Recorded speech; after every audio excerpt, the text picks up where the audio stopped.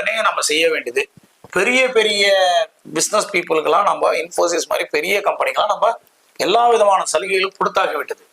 இன்னைக்கு செய்ய வேண்டியது சிறு குறு தொழில். அதுவும் வந்து இந்திய நாட்டு தொழில் பண்றவனா பார்த்து நீங்க கொடுத்தீங்கன்னா அப்ப அவனுக்கு என்ன ஆகும், ஃபாரின் டைரக்ட் இன்வெஸ்ட்மெண்ட் ரெடி ஆகும், அவனுக்கு 10 year பெனிஃபிட்டும் கிடைக்கும்.